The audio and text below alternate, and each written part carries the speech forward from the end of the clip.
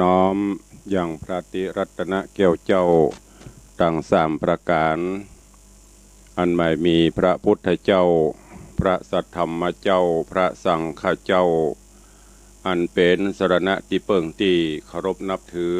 อันสูงสุดในชีวิตกราบคารวะแตบไตไหวสาปุญญาปารมีธรรมพระมหาเถรานุเถระเจ้าคณะพระสังฆาธิการภิกขุสงฆ์สามเณรจุตนจุองค์โดยความเคารพขอเจริญสุขเจริญปรญาติโยมศรัทธาสาธุชนตินจองห้องวัดจุหนุ่มเท่าใจยิงก็ขอน้อมต้อนรับทุกท่านเข้าสู่รายการมรดกธรรมกำเมืองต่างสถานีวิทยุกระจายเสียงพระพุทธศาสนาแห่งชาติและสังคมคลื่นเพื่อการศึกษาพระพุทธศาสนาและวัฒนธรรมส่งสัญญาณกระจายเสียงจากสถานีวิทยุวัดฝ่ายหินตำบลสุเทพอำเภอเมืองจังหวัดเชียงใหม่สถานีวิทยุวัดหนองกายตำบลสันปะยางอำเภอแม่แตงจังหวัดเชียงใหม่สถานีวิทยุ CM77 วิทยุอินเทอร์เน็ตล้านนาสถานีวิทยุพระพุทธศาสนาจังหวัดเชียงรายและสถานีวิทยุคลื่นพระพุทธศาสนาและจริยธรรม FM 96 เมกะเฮิรตซ์ตลอดจนวิทยุชุมชนเสียงตามสายหอกระจายข่าวตามวัดตามวาตามหมู่บ้านต่างๆพร้อมกันนี้เจริญสุขเจริญปรญาติโยมที่ได้เข้ามาติดตามรับชมรับฟังต่างเฟซบุ๊กเฟซไลฟ์ของวัดวังสิงห์คำของ104ธรรมะคลายเครียดของวัดฝ่ายหินและในช่องเฟซบุ๊กของญาติโยมญาติธรรมที่ได้เข้ามาแล้วกดแชร์กดไลค์ส่งสัญญาณไปในกลุ่มเพื่อนๆในตอนนี้ต่างหน้าเฟซหน้าจอก็มีคุณโยมสุปรณีรูมาคุณโยมทองคำทิวงคำโยมปีหมอมัทนาอัมพันธ์ได้เข้ามาติดตามรับชมทางเฟซบุ๊กอยู่ในเวลานี้ก็อนุโมทนาขอบคุณกับทุกท่านกดแชร์กดไลค์ส่งสัญญาณไปในกลุ่มเพื่อนๆตัวเองตลอดจนถวายการต้อนรับครูบาอาจารย์พระเจ้าพระสงฆ์องค์เนรจุตนจุองค์ที่ได้เข้ามาชมเข้ามาฟังต่างเฟซบุ๊กเฟซไลฟ์อยู่ในขณะนี้ปะกันวันนี้ก็เป็นวันพระวันศีลวันมหาอุโบสถศีลศีลใหญ่ศีลหลวงเป็นวันเดือน8ดับวันนี้เดือน8ดับก็เป็นวันพระวันศีลใหญ่ก่อนที่จะได้ฟังน้ำฟังธรรมนั่นต่างรายการก็เป็นประจำถ้าปะกันวันพระวันศีลเราก็จะได้ร่วมกันไหว้พระนบธรรมสมาทานศีลไหว้พระนบธรรมพระธรรมแล้วก็สมาทานศีลแล้วก็จะได้ฟังน้ำฟังธรรมกัน โอกาสบัดนี้ก็เชิญชวนสาธุชนญาติโยมทุกท่านกลั่นจิตให้ใสกลั่นใจให้สะอาดพร้อมกันไหว้พระนบธรรมแล้วสมาทานศีลแล้วก็ก่อยฟังน้ำฟังธรรมกันเป็นลำดับไปณโอกาสบัดนี้ ท่านที่ได้เตรียมขันข้าวตอกดอกไม้ก็ยืนโยงองค์การผู้ชมผู้จาอิมินาสการเนะพุทธังอภิปูชยามาอิมินาสการเนะธัมมังอภิปูชยามาอิมินาสการเนะสังฆังอภิปูชยามาอะระหังสัมมาสัมพุทโธภควา พุทธังภคะวันตังอภิวาเทมิสวาขาโตภคะวะตาธัมโมธัมมังนะมัสสามิสุปฏิปันโนภคะวะโตสาวกสังโฆสังฆังนะมามิหันธมยังพุทธัสสะภะคะวะโตบุพพาคณมกาลังกโรมะเสนะโมตัสสะภะคะวะโตอะระหะโตสัมมาสัมพุทธัสสะนะโมตัสสะภะคะวะโตอะระหะโตสัมมาสัมพุทธัสสะนะโมตัสสะภะคะวะโตอะระหะโตสัมมาสัมพุทธัสสะ อิติปิโสภะคะวะอะระหังสัมมาสัมพุทโธวิชาจรณะสัมปันโนสุขโตโลกวิทูอนุตตโรปุริสะธรรมัสสารถิสัทธาเทวมนุษสานังพุทโธภควาติสวาคาโตภควตาธัมโมสันทิฏฐิโกอากาลิโกเอหิปัสสิโกโอปัญญิโกปัจจตังเวทิตาโปวินยูหิติสุปฏิปันโนภควโตสาวกสังโฆอุชุปฏิปันโนภควโตสาวกสังโฆญาญาปฏิปันโนภควโตสาวกสังโฆสามีจิปฏิปันโนภควโตสาวกสังโฆยะทิทางจัตตาริปุริสายุคานิอัฏฐาปุริสาปุคลาเอสะภควโตสาวกสังโฆ อาหุนยโยปาหุนยโยทักขินยโยอัญชลีกาลนิโย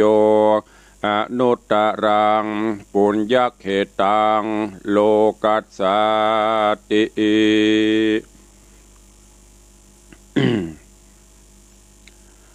ได้ไหวพระเข้าเฝ้าพระผู้มีพระภาคเจ้าแล้ว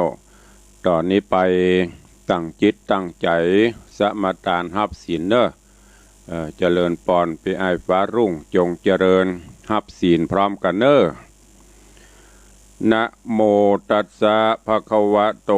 อะระหะโตสัมมาสัมพุทธัสสะนะโมตัสสะ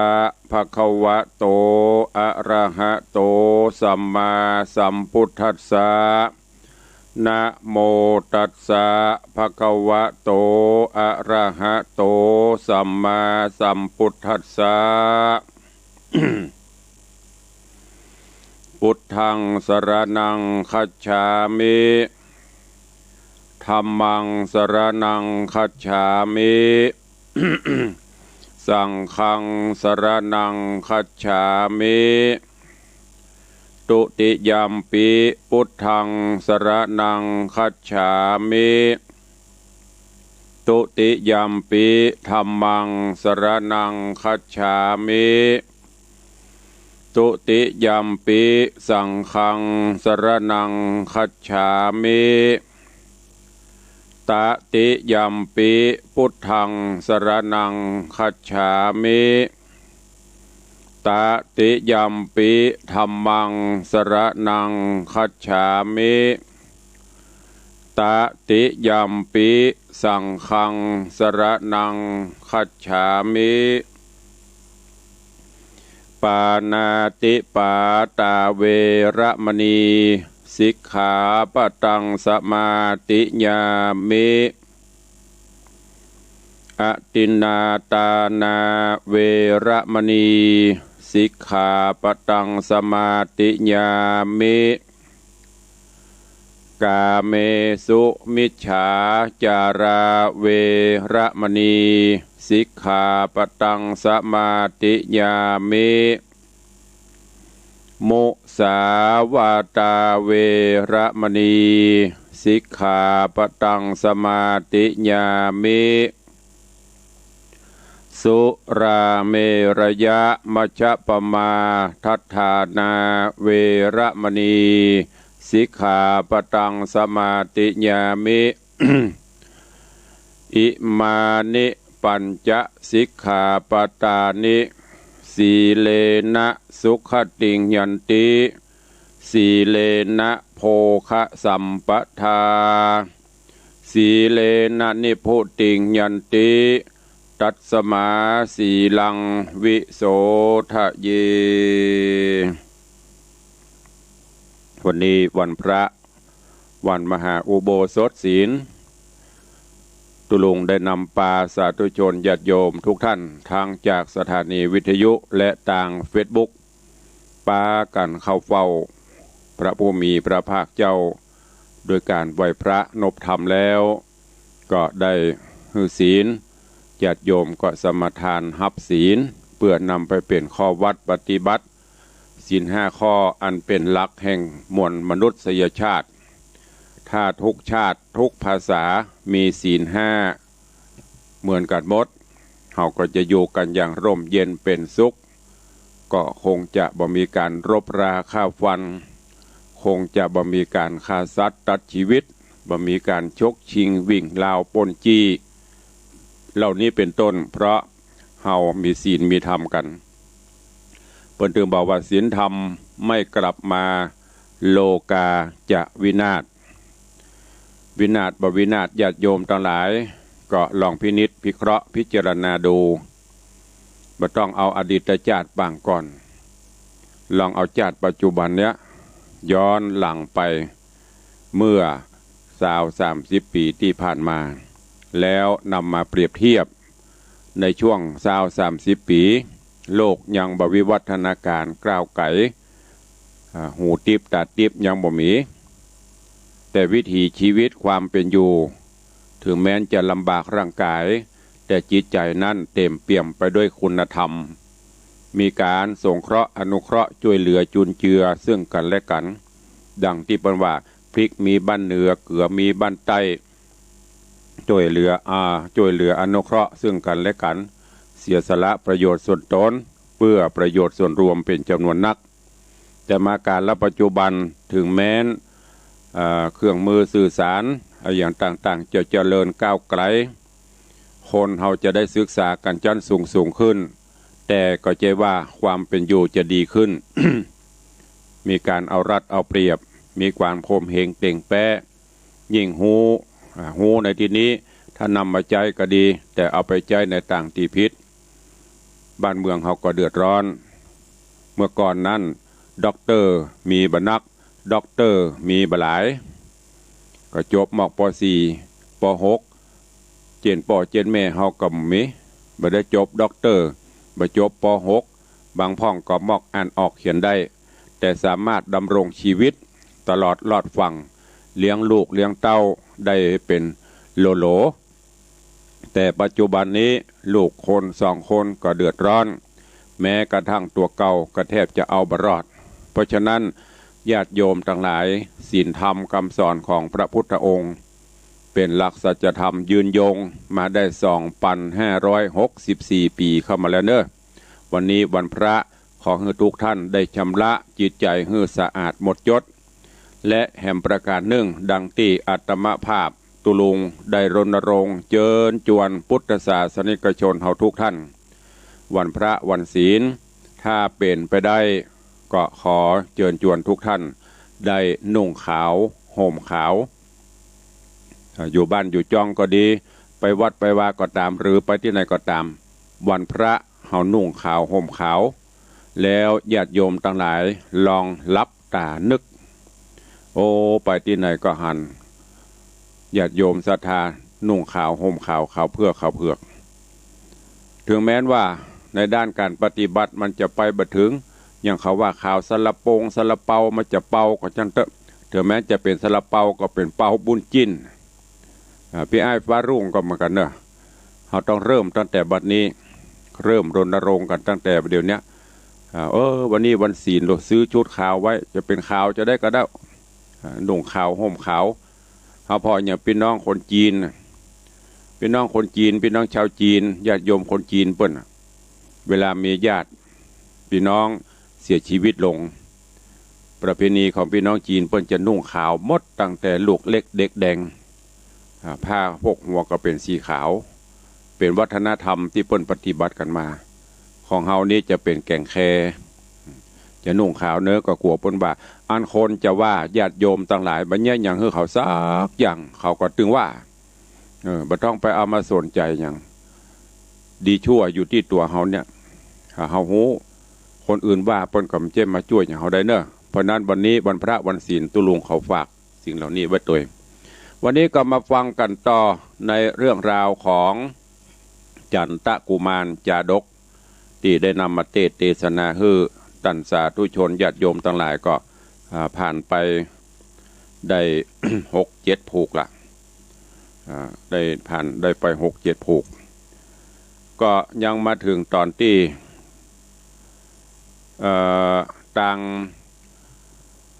โพธิสัตว์เจ้าจันตะกุมารพร้อมตึงมเหสีพร้อมตึงแม่ก็ได้ไปอ้อนบอนขอพญาทศวดีว่าการกระทำพิธีกรรมเช่นนี้มันเป็นสิ่งที่บ่ถูกต้องไม่ใช่โหนต่างที่จะหลุดพ้นก็พัมพรรณนาขอคือป้อพญาได้ยกเรื่องราวหรือว่าได้ล้มเลิกกิจกรรมที่จะปูชายันโดยการฆ่าลูกฆ่าเต่าฆ่าหญิงฆ่าใจเหียพญาก็เบิดก็คล้อยตามเบิดก็ฮึดปีกเอาเหมือนเก่าอย่างที่ได้บอกไปล้อแหละเป็นไม้หลักปักขี้เลนเบิดก็เชื่อเบิดก็ไม่เชื่อไผ่อูดหนึ่งก็เชื่อมดวันนี้ก็ลองมาฟังกันต่อว่าสุดท้ายแล้วป้อพญาทศวดีจะล้มเลิกกิจกรรมหรือว่าล้มเลิกวิธีนี้ก็หรือว่าเรื่องราวจะเป็นจะใดเจิญญาติโยมทั้งหลายเนอะตันตีไปวัดไปวาก็ใส่ขันดอกขันดวงแล้วก็ฟังไปตัวก็ได้แต่ส่วนมากแล้วช่วงนี้เป็นช่วงโควิดแต่ละวัดแต่ละวาก็จะใจแบบใส่แล้วก็ปิกที่วัดวังสิงห์คำนี่ก็เหมือนกันญาติโยมก็มาไหว้พระใส่ขันดอกใส่ข้าวใส่น้ำเสร็จแล้วก็ปิกแถมสักเบิดก็คือปอนต่างอากาศก็ญาติโยมที่ไปวัดไปวากับมันกันเนอะหรือว่าไม่ได้ไปวัดก็เชิญทุกท่านกลั่นจิตให้ใสกลั่นใจให้สะอาดฟังน้ำฟังธรรม จันตะกุมารจาดกผูกที่8ตอนที่2และถ้ามีเวลาก็จะขึ้นผูกที่9พอควรแก่กาลเวลาณโอกาสบัดนี้ นะโมตัสสะภะคะวะโตอะระหะโตสัมมาสัมพุทธัสสะ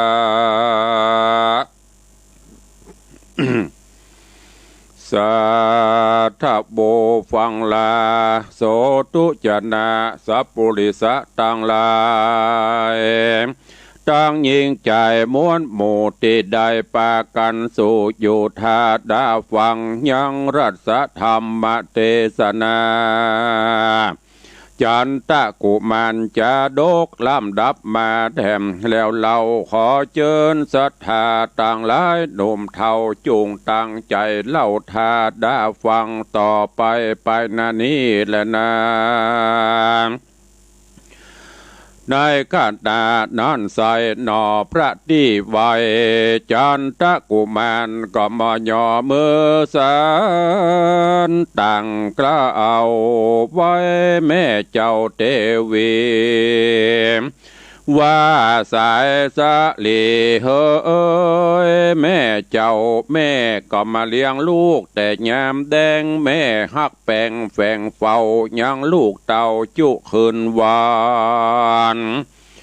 มีใจหวานจ้องหอยแต่ลูกน้อยใส่ใจย้ำเป็นวัดไอเมื่อยไข่แม่อยู่ไกลรุมรามยามลูกเววาห้องให้ใจแม่เอาไม้อาวรยามนั่งนอนเตียวย่างแม่บ่ห่างหนีไกล แม่คาดสีใครป้อนข้าวจุข้ามเจ้าเจยโจมปานกินนมบ่ผ่อนยามลูกน้อยอ่อนเววาแม่สอนจากล่าวโอสอนเฮือหูหันใส่ว่าใจคนใดเป็นป้อมีกุลปันปอนำนาคนใดนะเป็นแม่ตั้งเท่าแก่งเอาลุงฮือหูสูงหูต่ำควายเสียงซ้ำดิเลงกูนแม่มีมากกวางบ่ออาจอ้างจะไขลูกจำเลินไวขึ้นใหญ่บ่ตันใดแตนกูนบ่ใดก้ามนุนแม่เจ้าอันเลี้ยงลูกเต่าเหมือนมาบาดเนนา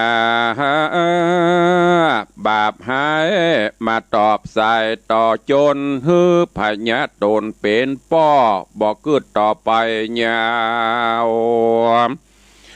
เจ้าจักสาวเอาสั้นจักเอาดาบบันตัดคอแห่งสอบอลูกน้อยหือกลาดกรอยวำไว้ลูกเตี้ยงได้ตายมวยหมอดบ่หอนรอดยาวไปกรรมอันใดใหญ่น้อยอันจะถอยมัวดำคือกายญกรรมฮึกหยาบว่าจีกบาปจังไรมโนในหยาบจ้าอันตัวคาบุตตาได้กะตามมาล่วงแล้วขอแม่แก้วจอมขวานได้วางปันภายโพดงดเว้นโทษวางตามขออย่าเป็นกรรมบาปกลาติดตัวข้าคำใจขอฮือหายเสียงขอดฮือลูกปลอดหมดสายแต่นี้ไปเป็นเก้าขอแม่เจ้าเตวีอยู่สวัสดีเตี้ยงมันอย่าด่วนสันมรณาจุมโรกาพญาจงกล้ากล้าดเสียตนเคราะห์กังบนใหญ่น้อยอย่ามาจ้องหอยต่อปาน จงอยู่สามร้านเตียงเต่าทุกค่ำเจ้าคืนวันแดดเตอะกันจันตะกุมาร การจันตะกุมารตนองค์อาจกล่าวเสียงขาดเวทีนางโคตะมีผู้แม่โศกตุกแผ่ตกโทมใจขี่โคมไม่มาดน้ำตาหยาดไหลปังกอดเอายังลูกไทยริร่ำให้จะคายว่าดูราใส่ใจเฮ้ยลูกแม่เลี้ยงลูกแต่เหมือนมาบ่หันบุตรตาลูกเต่าเนื้อกรรมบาปเศร้ามัวดำกายเนื้อกรรมถอยไรแม่ก็บดใดเกยหันกรรมไข่ปันหยาบจ้ากรรมปากกลาจะแข็งแต่ยามแดงเถิงใหญ่แม่ก็บดใดเกยฟังกันปางหลังล่วงแล้วตนลูกแก้วองค์คำได้กระทำก่อไว้กรรมนั้นไล่ตัวมาแม่ขอวางลาโปร่งปล่อยเฮอเสียงซ้อยสุดกลาม ดูราบุญนำเฮ้ยลูกแม่แม่ตุกนักแก่เหลือลายการลูกตายหมุบโมแม่เตี้ยงบ่อยู่เถิงนาน ย้อนมองผ่านไม่เอาจุคำเจ้าแหล่งไง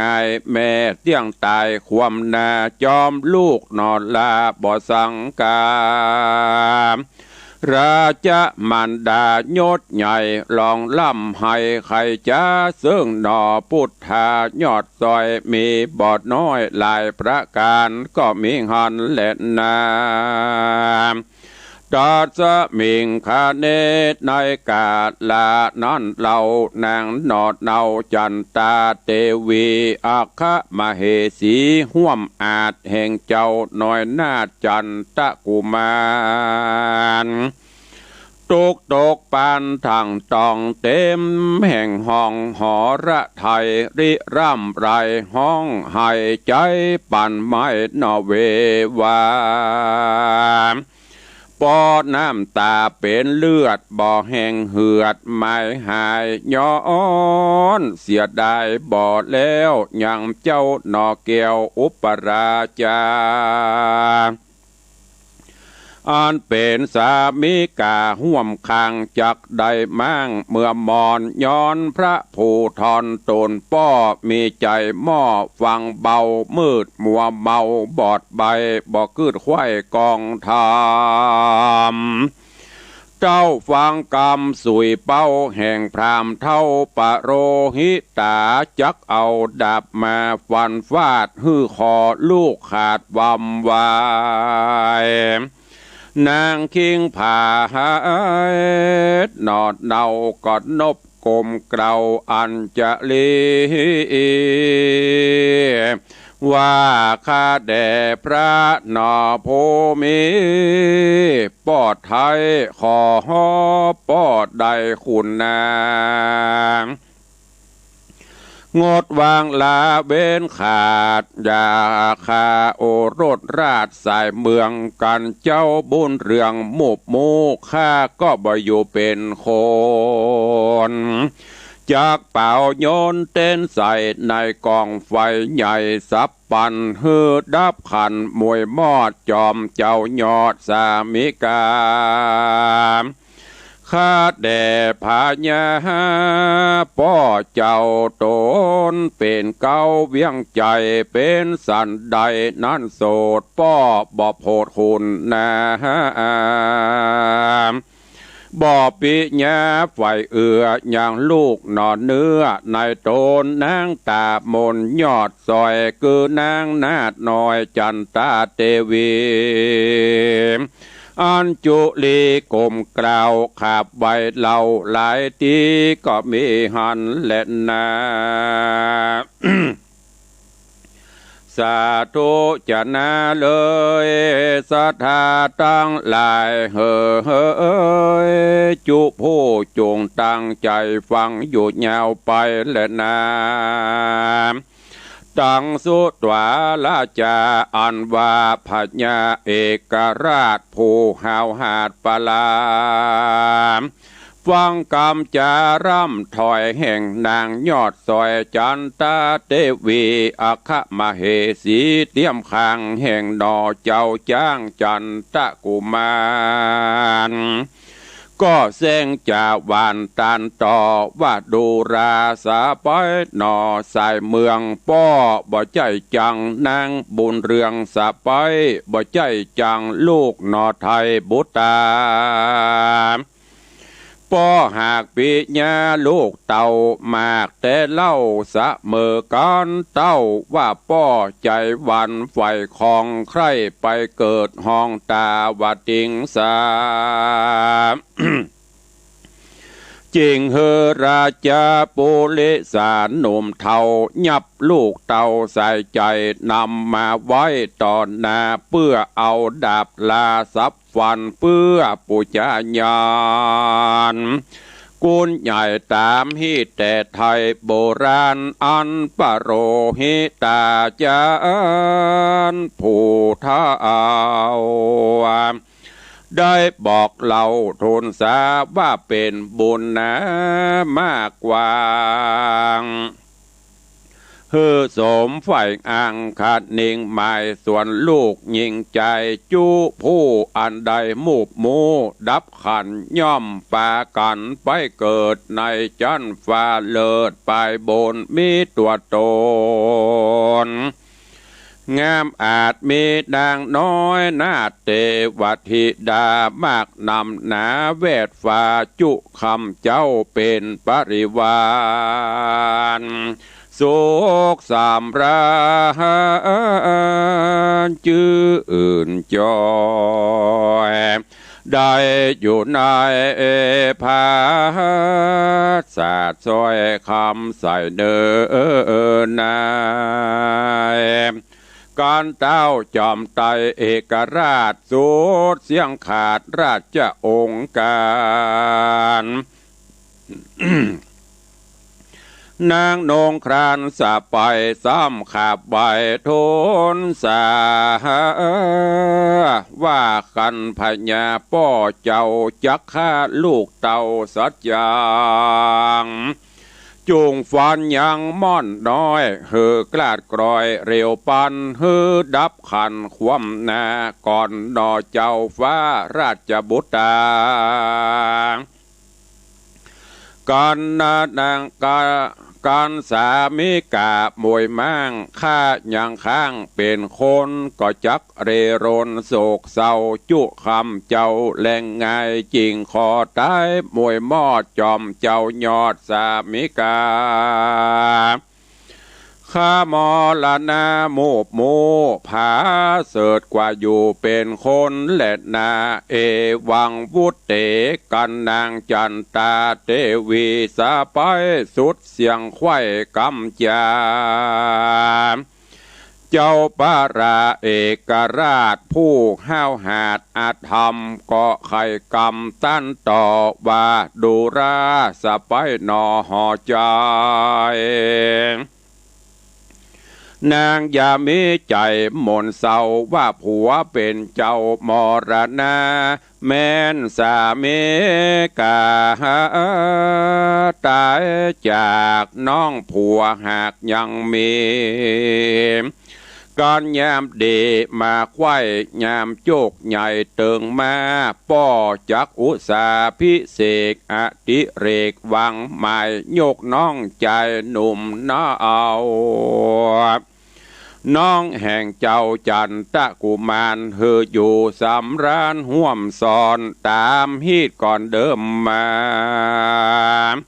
ก่อนเจ้าปาราธิราชเก่าเสียงขาดสุดกำนางบุญน้ำยอดซอยยินต่ำก้อยเหลือใจน้ำตาไหลอาบแก้มตุกอีบแอมทมนาจิงตูนสาตันต่อว่าคาแดป้อเหนือหัวกันว่าผัวแห่งขาดได้ความหน้าบำวายข้าจักข้าก็จักตายด่วนสันบ่อยู่มันยาวไปผัวเตรียมใจมวยมั่งข้าบ่อังขานิ่งมาว่าจักเอาใจมาผู้อื่นมาโจมจื่นนอนในบ่ใจยิงจังไรใจถอยบ่ใจยิงต่ำต้อยสามานบ่ใจยิงจันทานถอยจ้ากันผัวแห่งข้ามรณาข้าก็จักกินยาปิดหายเฮือตายโดยง่ายบัดเดียวบ่อันก็จักรีบเร็วเสาะไซเอาเชือกเส้นใหญ่หวันคอแล้วเป่าลงหอภาษาเฮือชีวิตขาดมรณา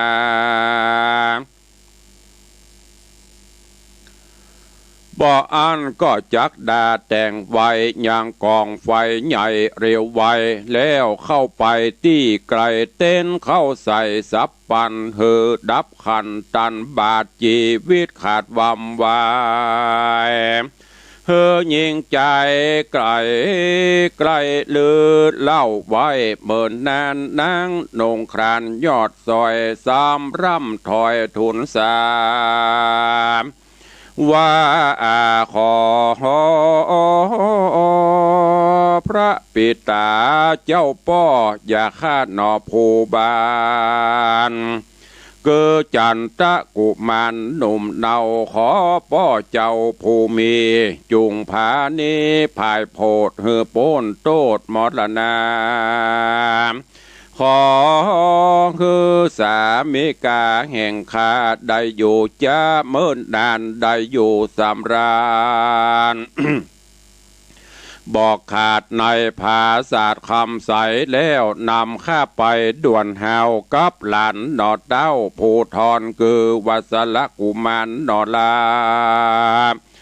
นำไปข้าสับปั่นเฮือดับขันนอนแผ่ดังลูกและแม่เรียงกันแตนนอหอจันอุปราชคือเจ้าหน่อยนาจันตะกุมารก็มีหันและนาเนติตังขีญาสังวันนาวิเศษจาห้องเหตุยังจันตะกุมารจะดกผูกตวันที่8ตอนที่2ก็บังโกมสมเรศเดช ญาติโยมสาธุชนทั้งหลายก็ได้สดับตรับฟังอย่างพระสัทธรรมเทศนาจันตะกุมารจาดกที่ได้น้อมนำมาเทศนาให้ทุกท่านได้รับฟังก็จบไปแถมผูกหนึ่งอันเป็นผูกทวนที่8แล้วก็ขึ้นผูกที่9มาได้แถมน้อยหนึ่งก็เหลือแถมผูกปลายจะอวสานลงในตอนนี้ก็ยังอยู่ในช่วงที่ต่างลูกสะใภ้ต่างลูกแต้ต่างลูกเบาหลานเบาก็ป้ากันมาอ้อนมาวอนกับพญาทัศวดีเกี่ยวกับเรื่องที่จะนำเอาโพธิสัตว์เจ้าจันตะกุมารพร้อมโดยต่างญาติพี่น้องคือญาติตลอดจนเศรษฐีมหาเศรษฐีจ้างม้างัวควายเอามาเพื่อที่ประกอบพิธีปูจายันเพื่อหวังที่จะขึ้นไปสู่สวงสวรรค์จันฟ้าในตอนนี้บอกว่าจะเป็นเมียบอกว่าจะเป็นลูกยิงบอกว่าจะเป็นหลานลูกตัวเก่าก็พร่ำพรรณนาต่างๆนานาขออภัยโทษและก็บหันโดยเกี่ยวกับพิธีกรรมอันนี้ซึ่งบัจจัยเป็นหนทางที่จะนำปาไปยกเว้นถ้าเราสร้างบุญสร้างกุศลไว้ตอนถึงจะไปรอดแต่นี้ป้อจะสร้างบาปสร้างกรรมกลัวว่ามันเป็นหนทางไปโพธิสัตว์เจ้าจันตะกุมารเมื่ออ่อนบอนจะได้ป้อก็ไม่ยอมก็เลยไปกราบล่ำลาแม่ขออโหสิกรรมว่าในระหว่างที่อยู่ตัวกันมานั้นอาจจะมีอย่างที่ผิดพ้องหมองใจล่วงล้ำกำกายโดยกายโดยวาจาโดยจิตโดยใจขอขมากรรมต่อแม่ขอให้แม่อโหสิกรรมให้แม่ก็บอกว่าโอ้ตั้งแต่ลูกเกิดมาจนน้อยถึงใหญ่นี้บ่เคยมีอันใดเนี่ยให้แม่เจ็บจำน้ำใจมีแต่เนี่ยให้แม่มีความสุขใจในช่วงนี้ตอนนี้ต่างก็กำลังร่ำริร่ำไรแม้กระทั่งหลานแม้กระทั่งลูกก็ไปอ้อนวอนสุดท้ายพญาเจ้าเมืองทัศวดีจะกึศจะใดจะตัดสินเหมือนเดิมหรือจะมีการเปลี่ยนแปลงก้อยติดตามฟังกันในผูกต่อไปเนอะในเรื่องของจันตะกุมารจาดกอันเป็นพระเจ้าที่7ในจำนวนทศชาติคือพระเจ้า10ชาติขององค์สมเด็จพระสัมมาสัมพุทธเจ้าที่ได้น้อมนำมาเทศนาให้ท่านทั้งหลายได้รับฟังวันนี้ก็ขอโปร่งวางไว้เต้าอี้ก่อนเนาะเวลาก็ใกล้จะหมดเหลือเวลาแถมน้อยเดียวเราจะได้พบปะกันในรายการในการอุจาประสานนามัยพอควรแก่กาลและเวลาดังที่ได้ปฏิบัติกันมากุวันเนอะวันนี้กราบขอบพระคุณครูบาอาจารย์ท่านเจ้าเนอะหลายรูปหลายองค์ตะกี้หันแวบๆไปกับหลายองค์บ่ได้ตักได้ต่อ ที่ได้เข้ามาชมในทาง Facebook แต่ตอนนี้ที่ปรากฏหน้าจอโยมอรพินใจทิกรกำลังรับชมอยู่ยกมือสาธุท่วมหัวอนุโมทนาตัวเนอะที่ได้เข้ามาติดตามรับชมทาง Facebook เฟซไลฟ์ก็ดังที่ได้กล่าวเนอะวันนี้วันพระวันศีลอยู่บ้านอยู่จองพอหยุดก็หยุดเชื้อเพื่อชาติเมื่อก่อนนี้รวมกันเราอยู่แยกหมู่เราตาย แต่ปัจจุบันนี้ต้องแยกหมู่เฮาสบายถ้ารวมกันแล้วเราจะตายหมู่เนี่ยโลกมันปิ้นโลกมันเปลี่ยนแปลงไปญาติโยมทั้งหลายสมเด็จอาตมากึดนั่งคิดคนเดียวว่าคนเฮานี่ก็จะว่าได้หาวิธีจะเอาตัวรอดจนวิธีใดที่จะรอดหาวิธีป้องกันย้อนกล่าวไป อันนี้นึกเอาเล่นๆนะย้อนกล่าวไปเมื่อกี่ปีที่ผ่านมาโรคไข้หวัดนกที่ระบาดพอเปิ้นไก่นกต่างๆกำจัดแม้แต่ไก่เป็ดมูนี่เอาใส่กระสอบขุดหลุมยูหลงหล่ม ดินยุนยันเนี่ยเพราะอันอย่างโยมว่ากลัวไข้หวัดนกระบาดหาวิธีกำจัดโรคโควิดนี่ก็เหมือนกันนี่ลองถ้ามันไปเกิดในหมูได้อย่างกันนะเรียบลอง แต่วันนี้มันเกิดในคนนะไข้มันหายบวย อันนี้ถ้าเป็นไข้มันหายบวยเอาใส่กระสอบลงอย่างหมูอย่างไก่ถ้าดีกะมันจะเสี่ยงบวยอันนี้อู้เล่นบ่ได้เนอะเนี่ยอันนี้มันเกิดในคนนี่อย่างบ่ได้แต่ถ้าเป็นโรคไข้หวัดโรคหมูโรคโรคกับสัตว์นี่นะเหลือละก่อนนี้ไก่ตายเป็นล้านตัวต่างเมืองจีนตะเมียโป้โทสั่งปราบปรามแต่นี้มันเกิดในคนจะเอาคนไปยังอันกับได้ก็ต้องหาวิธีค้นคว้าหาวัคซีนมาถ้ามองเป็นสัจธรรมก็อันเนี้ยความเห็นแก่ตัว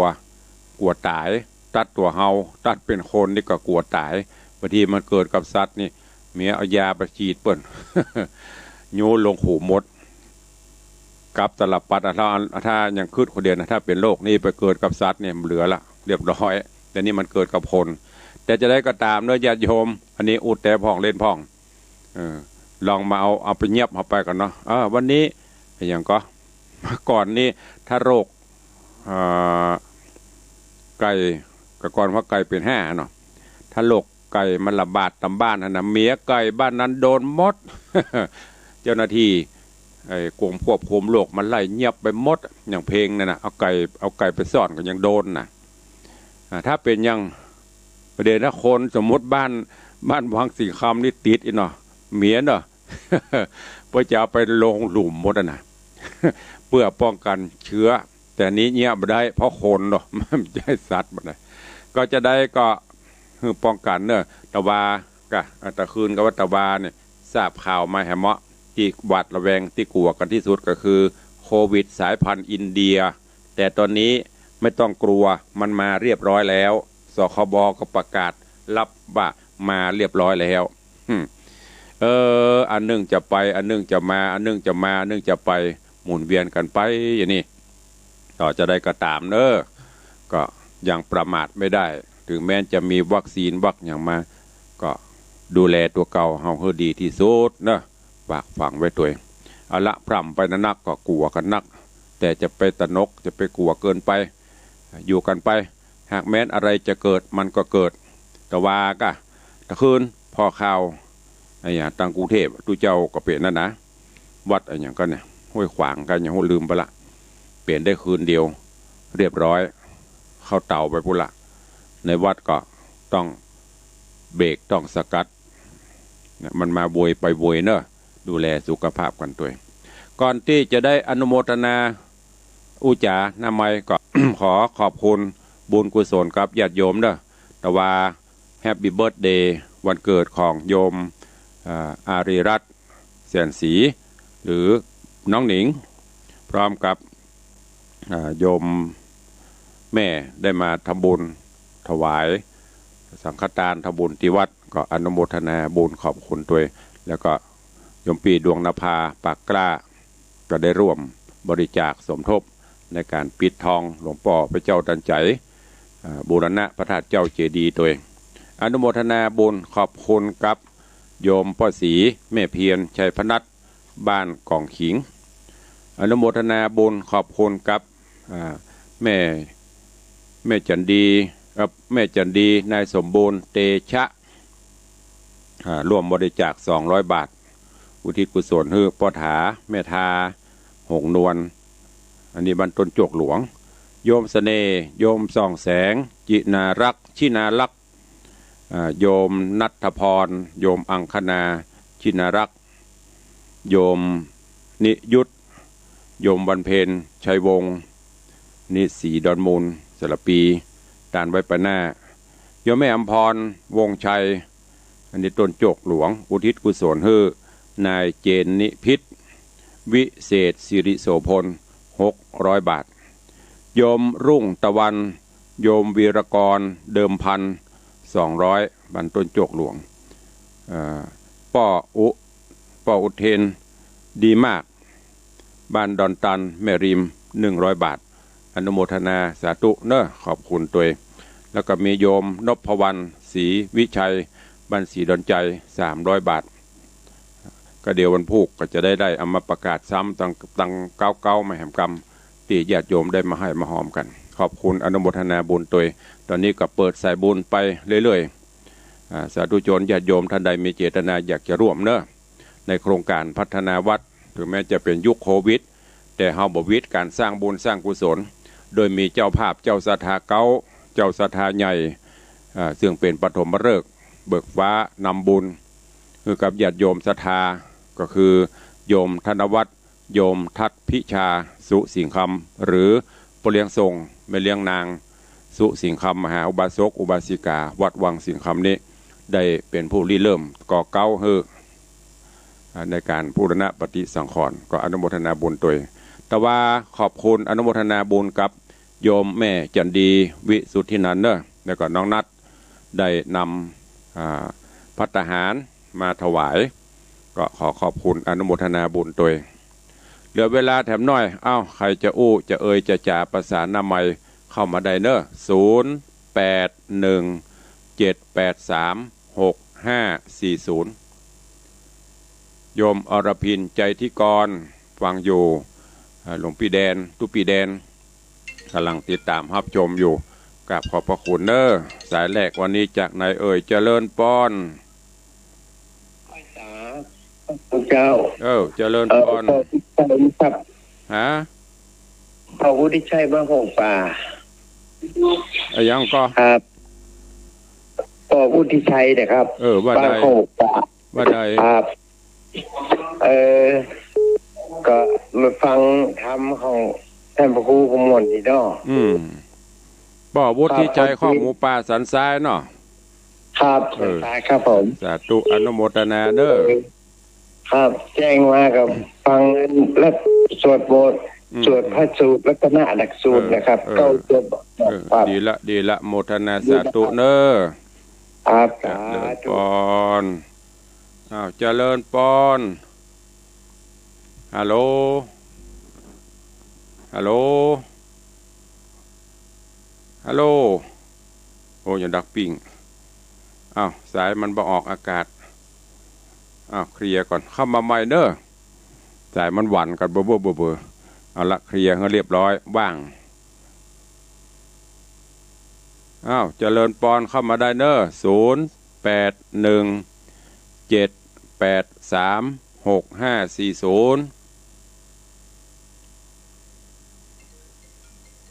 เจริญปอน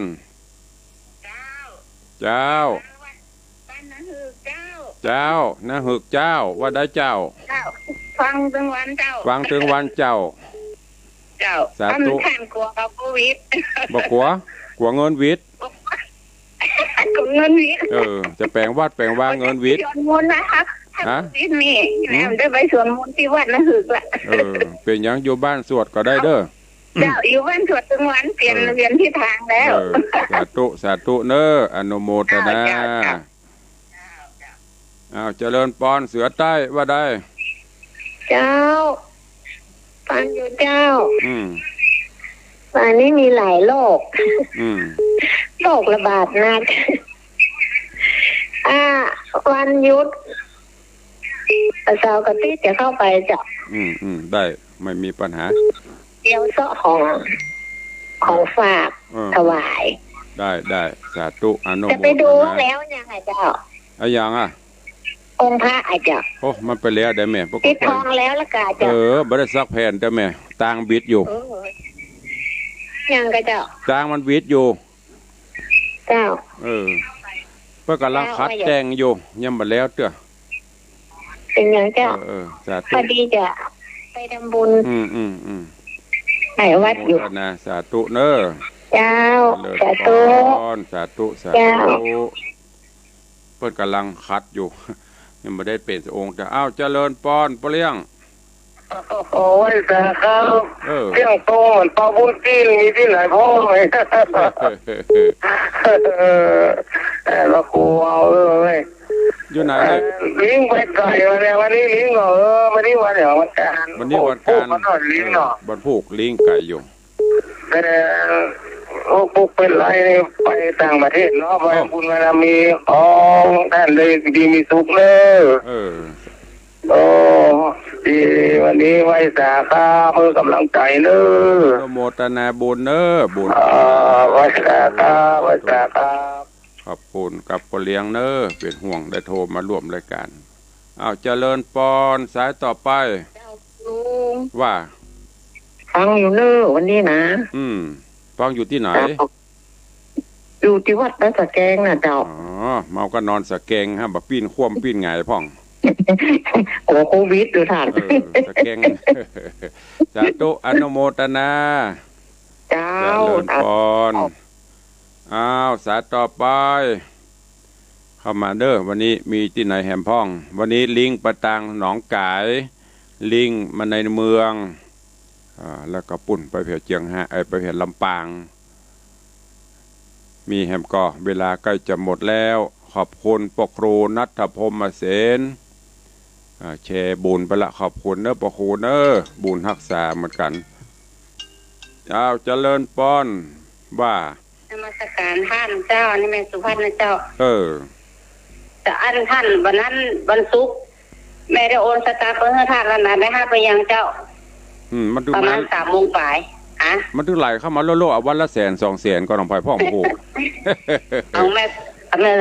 ของเจ้าวันศุกร์3 โมงบ่ายแน่เจ้าแม่หอมอะไรอย่างก็แม่หอมไอ้